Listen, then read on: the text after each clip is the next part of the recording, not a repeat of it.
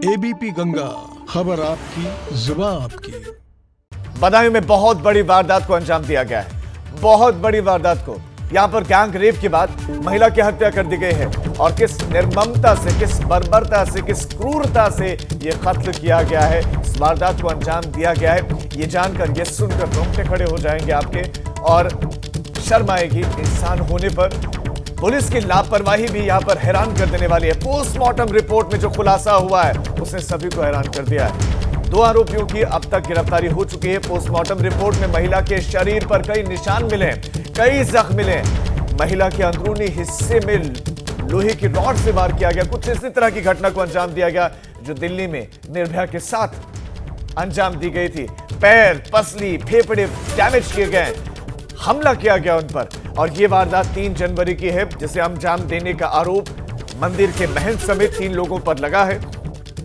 अब इस मामले में लापरवाही पर उघौती थाना अध्यक्ष को निलंबित कर दिया गया है, जिसने कुएं में गिरकर मौत की बात कही थी। थाना अध्यक्ष ने यह बात कही थी कि कुएं में गिरने की वजह से मौत हुई। पोस्टमार्टम रिपोर्ट आई तो कुछ और ही तस्वीर उजागर हुई।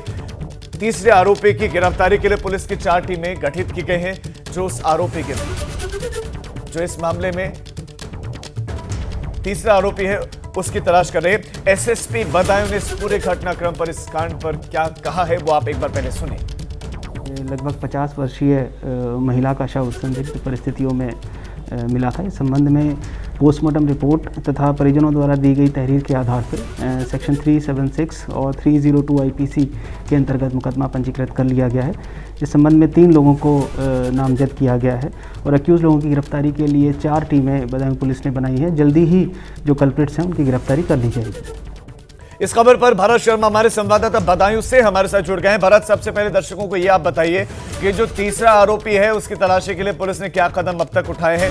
तीसरा आरोपी कौन है, उसका नाम बताइए। आपको बताना चाहूंगा कि इसमें जो 3 आरोपी थे उसमें एक महंत था और 2 उसके अन्य साथी लोग थे, जिसमें कि अभी महंत बाकी रह गया है और बाकी जो 2 अन्य जो उसके शागिर्द चेले लोग थे वो गिरफ्तार कर लिए गए हैं। इससे जी भरत, आप बता रहे हैं कि महंत अभी गायब है। इससे भरत, मैं चाहता हूं कि दर्शकों को पता चले कि वहां पर किस तरह की वारदात को अंजाम दिया गया था, उस युवती के साथ क्या क्या किया गया था, उस युवती के साथ किस तरह की बर्बरता, किस तरह की क्रूरता हुई है, वो दर्शकों को बताएं। जी, मैं बताना चाहूंगा कि ये महिला जो थी आंगनवाड़ी सहायिका के पद पर कार्यरत थी। तो ये जो थी मंदिर में पूजा करने के लिए गई थी। वहां पर उसके साथ ये हुआ कि उसके साथ जिस तरीके का दुष्कर्म करने के बाद में उसके साथ उसके प्राइवेट पार्ट्स पर उसको बहुत ही निर्दयता के साथ उसके साथ हमला किया गया और यहाँ तक कि बताया जा रहा है कि रॉड भी उसके इंसर्ट की गई। तो इस तरीके की बहुत बर्बरता को अंजाम दिया गया इन महंत ने और उसके साथियों ने। और उसके बाद में जब पता चला कि, और सबसे बड़ी बात कि महंत और उसके साथी जो थे पुलिस को गुमराह करते रहे, ये कहकर कि साहब ये कुएं में गिर गई थी युवती और उसके बाद ये हमको बड़ी मिली और उसके बाद हम इसको इलाज के लिए भी ले गए। तो इस तरीके की ये बरगलाते रहे पुलिस को। पुलिस ने भी इनकी बात मान ली। कितने दिन तक भरत, कितने दिन तक पुलिस पर गुमराह करने का आरोप लगा है?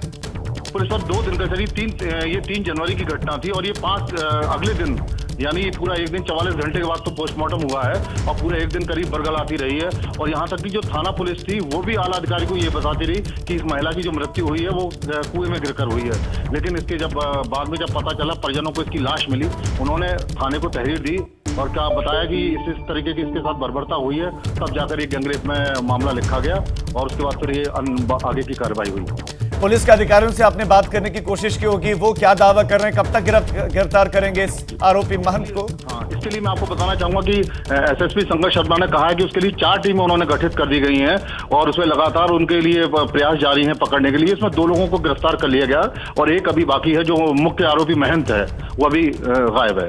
भरत, यानी कि इस पूरी घटना को उसी तरह अंजाम दिया गया जैसे दिल्ली में निर्भया के साथ हुआ था। जी, ये बदायूं की निर्भया बिल्कुल निर्भया कांड की तरह उसके फेफड़े और उसके जो अंदरूनी जो अंगों पर इतनी ज्यादा चोट है कि बहुत ज्यादा करके उसके पैर की हड्डी भी टूटी हुई है।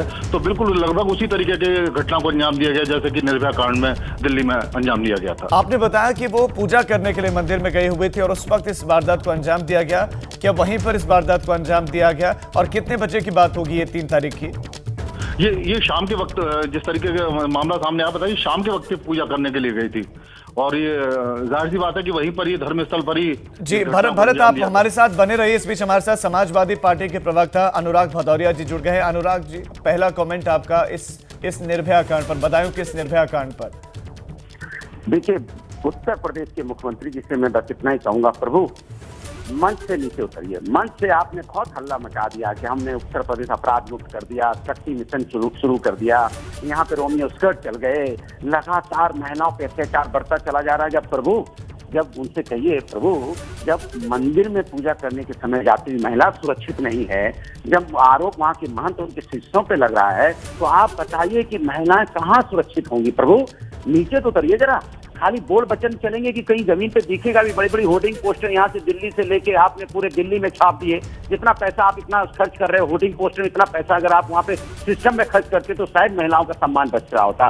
जितनी होर्डिंग पोस्टिंग आपने पूरे उत्तर प्रदेश में और देश में लगा दी शक्ति मिशन की, उसका रिजल्ट क्या है कि महिला के साथ अत्याचार। ये है शक्ति मिशन आपका, ये शक्ति मिशन का रिजल्ट दे रहे हैं आप। रोमियो स्कर्ट और आपने जो अपराध मुक्त करने की बात की थी, महिला पूजा करने वक्त जाएगी तभी असुरक्षित रहेगी, तभी उसके साथ अन्याय होगा। कमाल है प्रभु, नीचे उतरिए बंद से। बहुत हो गया आपकी बात, और जनता ने बहुत सुन ली। इतनी महिलाओं ने आपको, सबने मिलकर आपकी सरकार बनाई थी। आज महिला सुरक्षित महसूस करती है, महिलाओं के साथ अन्याय हो रहा है और आपकी बातें चलती हैं। हर बात पे एक नई बात कर देते हैं, चाहे हाथरस की घटना हो, चाहे बुलंदशहर की घटना हो, चाहे बाराबंकी की हो, या लखीमपुर की हो, या लखनऊ की हो, अब बदायूं की हो। माने हर रोज घटना होगी, हर रोज आप खाली बोल वचन करेंगे कि कुछ करेंगे भी सरकार। महिलाओं के सम्मान के लिए कुछ नहीं करेंगे आप, महिलाओं के सम्मान के लिए तो कुछ करिए। लेकिन अनुराग जी, क्या आप महिलाओं की सुरक्षा में समाजवादी पार्टी कुछ करेगी? क्या इस मामले को आप लोग उठाएंगे? हम तो हल्ला मचाते ही हैं। हम तो हाथरस में भी लाठी खा रहे थे समाजवादी लोग। हम तो बने ही इनके खिलाफ लाठी खाने के लिए कि हम बात करेंगे, ये लाठी मारेंगे। ये इनकी मानसिकता होती है, ये सच सुनना नहीं चाहती। तो अब हुआ ना महिला के साथ बदायूं, अगर हाथरस के समय इन्होंने कड़ी कार्रवाई इस समय कर ली होती, डीएम और वहाँ के एडीजी लॉ एंड ऑर्डर को सस्पेंड कर दिया होता, तो शायद इन महंत और महंत के चेलाओं पे, जिन पे आरोप लगा, उनकी इतनी हिम्मत नहीं होती। ये अधिकारियों को बचाते घूमती सरकार है ये, क्या अधिकारियों ने गिरवी रखी सरकार है ये? जो अधिकारी सरकार चलाएंगे वो सरकार कभी नहीं चल सकती। तो इसीलिए मैं कहता हूँ उत्तर प्रदेश के मुख्यमंत्री से, आपने अपनी सरकार अधिकारी के चरणों में गिफ्ट कर दी है। उनको आप सस्पेंड करने में हिम्मत नहीं जुटा पाते। उस समय आपने डीएम और एडीजी लॉ एंड ऑर्डर को सस्पेंड कर दिया होता, जिन्होंने कहा था कि रेप नहीं हुआ था, तो आज ये बदायूं की घटना करने के पहले 20 बार खुश थे। वहाँ पे अधिकारी मौज मस्त हैं, चिंता नहीं है, सस्पेंड कर देंगे। वो पैसे से सस्पेंड हो गए। वहाँ दीवार गिरी थी तो उन्हें जे भाई पैसा वसूल करेगा, वहाँ ठेकेदार पैसा वसूल करेंगे। अरे मुख्यमंत्री जी अनुराग भदौरिया जी आप जुड़े, आपका बहुत शुक्रिया अनुराग भदौरिया। और उन्होंने कहा कि असुरक्षित महिलाएं महसूस करें। इस वक्त हमारे साथ उत्तर प्रदेश कांग्रेस प्रदेश अध्यक्ष अजय कुमार लल्लू भी जुड़ गए हैं। अजय कुमार लल्लू जी, बदायूं की इस निर्भया कांड पर क्या कहना चाहेंगे? उत्तर प्रदेश में अपराधी सर चढ़ के बोल रहे हैं। जिस तरह की अपराध लगातार उत्तर प्रदेश में हो रहा है, उत्तर प्रदेश में जंगल राज है, गुंडा राज है। पिछले दिनों मुख्यमंत्री सदनों में, मंचों पर और लगातार मीडिया के माध्यम से कहते नहीं थकते कि अपराधी या तो उत्तर प्रदेश छोड़ के भाग चुका है, नहीं तो जेल की सलाखों में है। मेरा मुख्यमंत्री जी से सवाल है कि अभी हाथरस की घटना हुई थी, अब बदायूं की घटना, जो अपने आप में पूरी तरह उत्तर प्रदेश को शर्मसार कर देने वाली घटना है, आखिर ये कौन लोग हैं जो उत्तर प्रदेश में इस तरह की घटनाओं को अंजाम दे रहे हैं? क्या उत्तर अजय कुमार लल्लू जी इसका जवाब ले लेते हैं। हमारे साथ आलोक अवस्थी जी जुड़ गए हैं, बीजेपी प्रवक्ता है। आलोक जी, आप पर आरोप ये लग रहे हैं कि मंचों पर रहते हैं, महज भाषण दिए जाते हैं, ये कहा जाता है कि एंटी रोमियो स्क्वाड है, ये मिशन चल रहा है, वो मिशन चल रहा है, कुछ नहीं हो रहा है, धरातल पर कोई कार्य नहीं हो रहा है और ये घटना शर्मसार करती है। देखिए, ये घटना बहुत दुर्भाग्यपूर्ण है और हम इसकी तह तक जाएंगे। 2 लोगों को गिरफ्तार किया है पुलिस ने। इसमें और भी अगर कोई दोषी पाया जाएगा तो उसको निश्चित रूप से फास्ट ट्रैक कोर्ट के माध्यम से कठिन से कठिन सजा दिलवाई जाएगी। आलोक जी, इस मामले में जो मुख्य आरोपी है वो अभी तक फरार चल रहा है, वो गिरफ्तार नहीं हुआ है अभी तक। मुझे लगता है कि इंतजार करिए, इसके लिए पुलिस की टीमें लगी हुई हैं। आज ही उसकी गिरफ्तारी हो जाएगी, उसको पुलिस कर रही है। लेकिन आप पर यह भी आरोप लग रहा है कि आप अपराध मुक्त प्रदेश की बात करते हैं, लेकिन यहाँ अपराध बढ़ रहा है, कम तो नहीं हो रहा है। उत्तर प्रदेश में अपराध बहुत न्यूनतम चला गया है, ये बात सत्य है। बड़े बड़े जो माफिया थे जिन्होंने अपराध से करके करोड़ों अरबों रुपए की संपत्तियां अर्जित की थी, सरकार उन सब। आलोक जी, अजय कुमार लल्लू जी हमारे साथ बने हुए हैं। अजय कुमार लल्लू जी, वो कह रहे हैं कि अपराध बढ़ा नहीं है, अपराध कम हुआ है।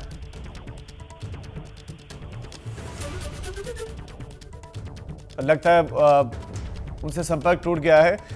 आलोक जी, इस मामले में क्या कुछ कार्रवाई होगी, क्योंकि अब सवाल चौतरफा उठने लगे हैं। इतनी निर्मम ऐसा ही कांड हमें दिल्ली में देखने को मिला था, निर्भया के साथ कुछ ऐसा ही हुआ था, वही बदायूं में हुआ है। और पुलिसकर्मी अगर वक्त रहते सही कार्रवाई करते तो हो सकता है कि स्थितियां कुछ और होती। में जब भी कोई ऐसी दुर्घटना या इस तरह के जो भी दुर्भाग्यपूर्ण घटनाएं हुई है, पुलिस ने तत्परता से कार्रवाई कर रही है। पहले की सरकारों में तो पुलिस कार्रवाई भी नहीं करती थी, रिपोर्ट भी नहीं दर्ज करती थी। भाजपा सरकार के आने के बाद से हर व्यक्ति की रिपोर्ट दर्ज हो रही है और कन्विक्शन रेट भी हमारे रेट बढ़ा है। सबसे ज्यादा सजा हमने दिलवाई है लोगों को। आलोक जी, यहाँ पर नहीं पा रहा है पुलिस इसको प्रथम दृष्टया क्या मानती रही? पुलिस यहाँ पर गुमराह करती रही, ये आरोप लगाई, यही वजह है कि सस्पेंड किया गया वहाँ पर जो पुलिस अधीक्षक वहाँ पर थे उनको सस्पेंड किया गया। और इस बीच हमारे साथ निर्भया के पिताजी भी जुड़ गए हैं। आलोक जी, आप हमारे साथ बने रहे। निर्भया के पिता हमारे साथ जुड़े हैं। इस मामले पर आपका क्या कहना है? जो निर्भया के साथ दिल्ली में हुआ, कुछ उसी तरह का वाकया बदायूं में भी सामने आया, उसी तरह की उसके साथ हरकत की गई। देखिए, ये दुर्भाग्य की बात है कि घटनाओं पर घटनाएं बढ़ती हैं, लेकिन इस पर रोक नहीं लगाया जा पा रहा है। कारण कुछ भी हो, हमारा और पुलिस पहले उसको लगा था, पुलिस पहले हमारा काम है, कौन हमें क्या करना चाहिए, तो पुलिस होती काम कर होती तो घटना नहीं होती। ठीक वही पोजीशन है कि कोई भी लड़की जा करके शिकायत जब करती है तो पुलिस वाले तब तक नहीं लेते हैं तब तक घटना न हो जाए। तो ये पुलिस वालों की लापरवाही ही कहेंगे। लेकिन एक बात की हमें जरूर बात है, खुशी है कि हमें पूरा उम्मीद है कि भाजपा सरकार जरूर कुछ न कुछ इसमें निष्कर्ष निकालेगी महिलाओं की सुरक्षा के लिए। आपको उम्मीद है कि सरकार कुछ न कुछ करेगी। बहुत शुक्रिया, आप हमारे साथ जुड़े। इस वक्त सीमा कुशवाहा भी हमारे साथ जुड़ गए हैं, जो निर्भया की वकील है। सीमा जी, मैं आपके पास आऊंगा, लेकिन उससे पहले एक छोटा सा रिएक्शन मैं आलोक जी से लेना चाहता हूं। आलोक जी, पुलिस पर यह आरोप है कि पुलिस ने गुमराह करने की कोशिश की, जितना हो सके बचाने की कोशिश की। तो आखिर इतनी कोशिशें की जा रही हैं, इतने निर्देश दिए जा रहे हैं पुलिस के अधिकारियों को, कर्मचारियों को, तो उसके बाद भी ये स्थितियां क्यों कि पुलिस बचाती फिर रही है अपराधियों को? देखिए, मैं स्पष्ट रूप से आपसे कहना चाहता हूँ, योगी आदित्यनाथ सरकार जनता के हित के लिए काम कर रही है, जनता के लिए खड़ी है। अगर कहीं पे भी कोई कमियां पाई जाएंगी किसी भी अधिकारी की या किसी भी कर्मचारी की, सरकार के दोषी पाया जाएगा तो उसको बहुत कठोरतम सजा दी जाएगी। आपको पता है 2000 से अधिक हमने सरकारी अधिकारियों को दंडित किया है, जेल भेजा है, उनकी संपत्ति से वसूली करी गई है। तो जो कि उम्मीद करते हैं कि इस मामले में भी आप कार्रवाई करेंगे। आलोक जी, बहुत शुक्रिया आपका इस तमाम जानकारी हमारे साथ जुड़ने के लिए। हमारे साथ सीमा कुशवाहा, जो कि वकील हैं निर्भया की, हमारे साथ जुड़े। सीमा जी, पहला रिएक्शन आपका इस घटना पर? बिल्कुल वही हुआ है जो दिल्ली में निर्भया के साथ हुआ था। ये हमारे सबके लिए बहुत ही शर्मनाक है। 21st सेंचुरी में है और देश की 49% आबादी हो, स्पेशली अगर हम राजस्थान, उत्तर प्रदेश, इन सारे राज्यों की बात करें, बिहार, इसमें विमेन के अगेंस्ट क्राइम जो है नंबर 1 पर है। निर्भया के साथ दिल्ली में हुआ, 7 ईयर लग गए। हम पूरी तरीके से फेल हैं। जस्टिस सिस्टम जो कि जुडिशरी हमारी है या हमारा पुलिस सिस्टम है, ये कहेंगे कि 90% तक ये फेल है वीमेन को प्रोटेक्ट करने में, क्योंकि 7 ईयर्स, 20 ईयर्स, 10 ईयर्स में जब आपके जजमेंट आएंगे, केस डिसाइड होंगे और सोसाइटी में लोगों का, आपका जो माइंडसेट है वो आप चेंज करने के लिए कोई इनिशिएटिव स्टेप नहीं उठाई, ना बीजेपी सरकार ने, ना कांग्रेस। मतलब देश आजाद हुए इतने साल हो गए, लेकिन आज तक विमेन के लिए कोई पायलट। सीमा जी, समाज के तौर पर भी हमारा एक फेलियर है कि मानसिकता नहीं बदल पा रहे हैं। तो डेफिनेटली आखिर क्यों नहीं बदल पा रही? आप एक बात बताइए सर कि हमें इमीडिएटली समाज में ये मैसेज डिलीवर करना होता है कि किसी बेटी के साथ क्राइम होगा, विद इन 2 मंथ्स में उसका कन्विक्शन होगा। हम 10 साल लगाते हैं, हम क्या मैसेज डिलीवर करने में सफल है? कैसे सोसाइटी का माइंडसेट होगा? सोसाइटी का माइंडसेट 2 तरीके से चेंज होगा। आप या तो लोगों को सिविलाइज बनाइए जो इस तरीके का क्राइम ना करें, दूसरा आप अपना जो क्या सीमा जी, हमने देखा है कि आप हाथरस में भी पहुंची थी, आपने निर्भया के लिए इतनी लंबी लड़ाई लड़ी। आप हमारे जो पूरा का पूरा सिस्टम है उसको चुनौतियां वक्त वक्त पर देती रहे हैं कि उसमें क्या क्या खामियां है। क्या बदायूं की इस पीड़िता के परिवार को आप मदद दिलाएंगे? देखिए अभी हम एक कोर्ट हियरिंग में थे, जस्ट हम फ्री हुए, आपके थ्रू हमें पता चला है कि इस बिटिया के साथ जो क्राइम हुआ है, मार दिया गया उसको, सेम निर्भया के साथ। तो मैं उस परिवार को कांटेक्ट करने की पूरी कोशिश करूंगी। और मैं एक चीज आपको क्लियर कर दूं कि कितने लोगों के केस लड़े जाएंगे, कितनी बेटियों के हम क्या केस सिर्फ लड़ेंगे कोर्ट में, उनको प्रोटेक्ट हम कैसे करेंगे, काम तो हमें इस पर होना चाहिए। लेकिन फिर भी मैं उस परिवार को जरूर कांटेक्ट करूंगी, क्योंकि मैं जिस तरीके से मैं वर्क करना चाहती हूँ, हमने अपना खुद का ट्रस्ट बनाया है कि ऑल ओवर इंडिया में जो भी केस रिपोर्टिंग के माध्यम तक मेरे तक आते हैं, उन सबकी हमारे पास फाइलें होती हैं और उनको मैं सपोर्ट करूंगी। लेकिन मैं एक और चीज क्लियर करना चाहती हूँ कि मैं सरकार से दरख्वास्त करती हूँ, उत्तर प्रदेश सरकार से, कि आप एक महिला सुरक्षा गारंटी अधिनियम पास करिए, जिस एक्ट को लेकर के प्रोविजंस जो हमने बनाने की कोशिश की, राजनाथ सिंह हमारे गृह मंत्री से मिल चुकी थी, सबको मैं रिक्वेस्ट कर चुकी हूँ कि एक कोई ऐसा कानून मेकिंग कीजिए जिसका प्रॉपर इम्प्लीमेंटेशन आप लोग करा सकें। अदरवाइज हम सब देख रहे हैं कि कुशीनगर में 11 साल की बच्ची का रेप करके मर्डर कर दिया गया। सीमा जी, आप एबीपी गंगा के साथ जुड़िए, आपका बहुत शुक्रिया। महिला सुरक्षा गारंटी अधिनियम की मांग कर रहे हैं और ये सीमा कुशवाहा कह रहे हैं, जो वकील हैं, जो निर्भया की वकील रहे हैं, उनका ये कहना है कि वो परिवार से कांटेक्ट करेंगी केस लड़ने के बाद। अभी उनको जानकारी मिली जब एबीपी गंगा के जरिए, तो वो अब परिवार से कांटेक्ट करेंगी और परिवार जो चाहेगा फिर वो उनकी हर संभव जो वो मदद कर सकती हैं जरूर करेंगी। बहुत बड़ी खबर आपको देते हैं, विपक्ष ने सवाल उठाने शुरू कर दिए हैं। अजय कुमार लल्लू ने सवाल उठाए और इस बीच में एबीपी गंगा लगातार एसएसपी बदायूं से कांटेक्ट करने की कोशिश कर रहे हैं। हम लगातार उनको कॉल मिला रहे हैं, लेकिन साहब शायद ज्यादा व्यस्त हैं, फोन नहीं उठा रहे हैं या काट रहे हैं। बड़ी खबर आपको दे रहे हैं इस वक्त बदायूं के इस कांड पर, जिसने शर्मसार कर दिया है बदायूं को, इंसानियत को। इस कांड में जो अधिकारी हैं जिनकी बहुत ज्यादा जिम्मेदारी थी, उनसे हम संपर्क करने की कोशिश करें, लेकिन फोन नहीं उठा रहे साहब। अब